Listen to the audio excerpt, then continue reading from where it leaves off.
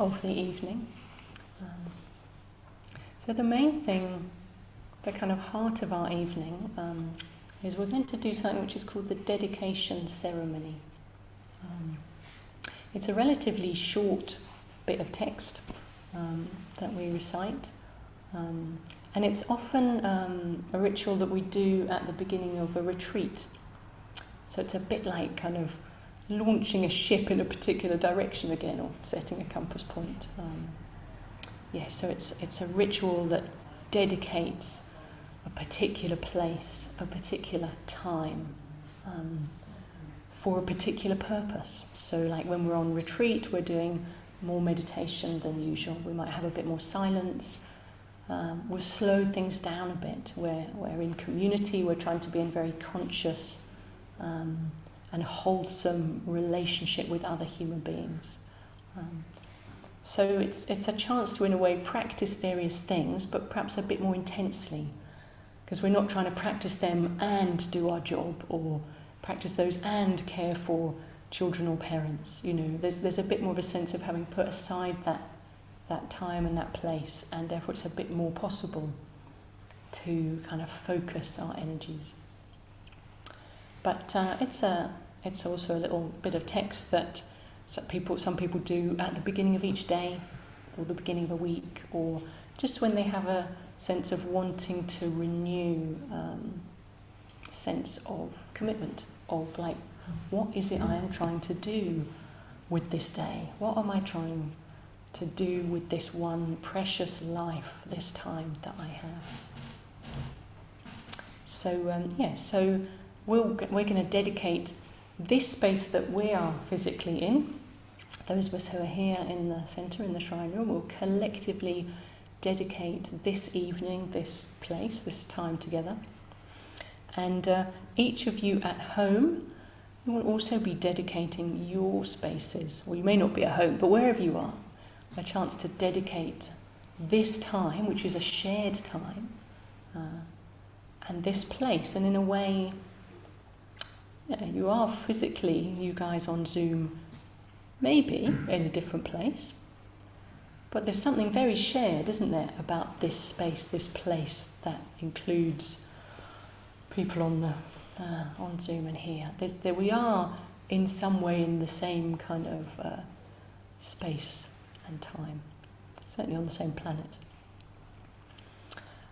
So at a certain point, you guys on Zoom, we'll give you some time to set up a bit more of a shrine. We will be either chanting or practicing our chant, because we might need a warm-up.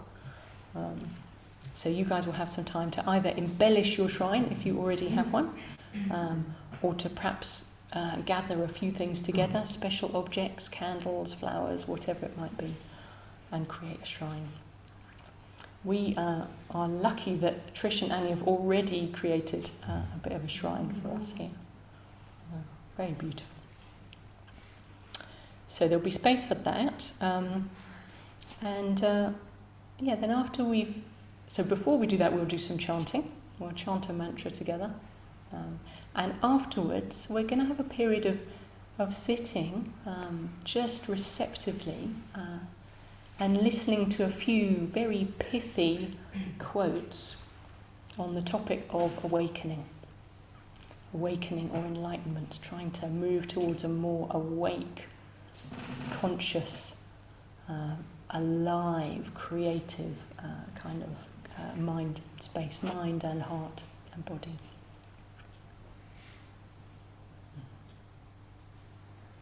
Yes, so we'll listen to those readings. I've got, I think, 3 readers plus me. So we've got Catherine and Jamie and John Freeman on Zoom.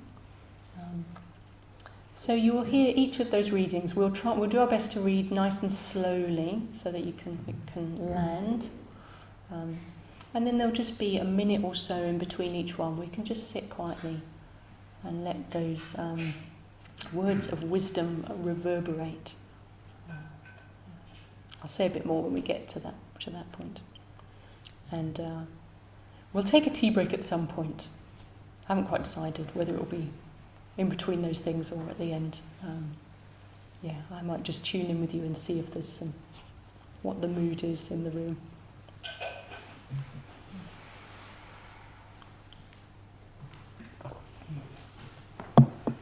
But first of all, I just say a little bit about ritual. I mean, in a way, I think I've perhaps said the most important things already. It's about connecting with what is of value to you. It's connecting with your values, and kind of couldn't quite think of the right word, like higher values, transcendent values. Anyway, it's something that is beyond narrow self-interest and kind of me and what I want out of life, but that is bigger than that. I was reading something yesterday that said, we all worship something, consciously or unconsciously. If we look at where we spend our time and what kind of seems to drive our decisions in life, and to some degree we might be unconsciously worshipping or kind of preoccupied with, focused on things, material things, or status, or possessions, or kind of worldly success, or power, or whatever it might be. And the person I was reading said the trouble with those things, the trouble with worshipping those things, is that sooner or later they will eat you alive. Which I thought was quite a strong way to put it. But he was kind of saying, like, actually, if you build your life around those things, you just want more and more of them. They've got a tendency to create the sense that it's never quite enough, and that we just kind of need more power to feel safe, more stuff to feel safe, more whatever it is. So they kind of, they sort of end up driving us in a not very healthy way and kind of eating us alive in that process, because they relate to a narrow self-interest. So what we're saying is actually what we need to feel reverence for, or in a way worship, or build our lives around, are things that have value beyond just the narrow self-interest. Kindness, or compassion, delight in other human beings, equanimity, contentment. So those are all different manifestations of metta, or loving kindness. And for some people it's really helpful to not just connect with those qualities kind of in theory or just as a quality, but it's really helpful to have them embodied, which is why we use statues and rupas and forms of all sorts of different Buddhas and Bodhisattvas, some in female form, some in male form, some a bit more androgynous. So a kind of form that is a bit like our form, that is embodying these qualities. That doesn't work for everyone, but for some people it's helpful to have a sense of something manifesting through a form. It can be very inspiring, can't it, to see another human being embody something, and they're not perfect, but they can just kind of inspire us a bit. So so we're going to be using words in this ritual. We're going to be chanting a bit. So in a way, that's like kind of song together. One of the things about ritual is that it attempts at its best to engage all of our senses, or to at least engage more of us than if we were kind of sitting quietly and just reading something.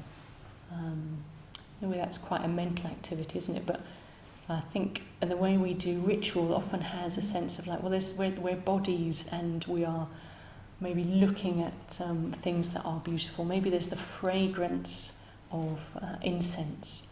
There's a chance to kind of use your voice to feel the reverberations in your body, to move if you want to come and make an offering to the shrine of a incense or candle, or sprinkle petals on the shrine.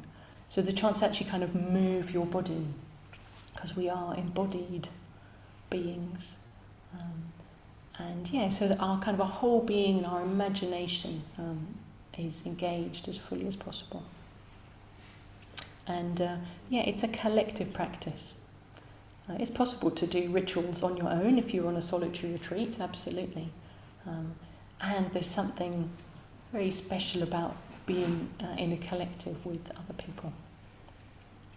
So long as the peer pressure thing doesn't get in the way. So it's a dance. It's a dance between the joy of collectivity and kind of holding to the integrity of you as an individual.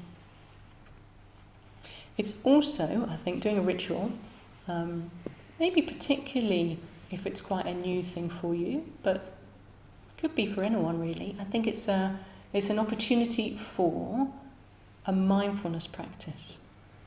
So to notice how you respond to the different elements of this. And not to override that response. So to tune in, you might notice there's some bits that you really enjoy and you're kind of drawn to.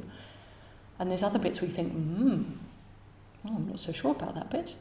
There'll be bits that you like more, or bits that you like less, bits where you just zone out, or just feel ho-hum, bit neutral, bit bored. So it's a really core bit of Buddhist practice is to notice you might have come across it in your intro course, what's called Vedana. Vedana, or kind of like the feeling, the tone of experience. So any experience will be somewhere on that spectrum from pleasant, enjoyable, delightful, to unpleasant, uncomfortable, not enjoyable. Every experience will be somewhere on that.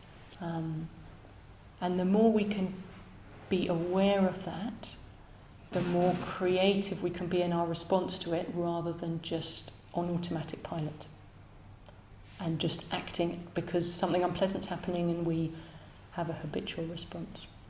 So this is another great opportunity to just sort of tune into and notice that. Deepen that. In a way, what you're doing is deepening your awareness of yourself, of how your being is in relationship with reality. There's a stimulus, something happens in the world, and your being has a response to that. So a chance to just fill out that awareness of how this particular being, your particular precious beings, have relationship with the world. Right, I think that's probably plenty of talking for now.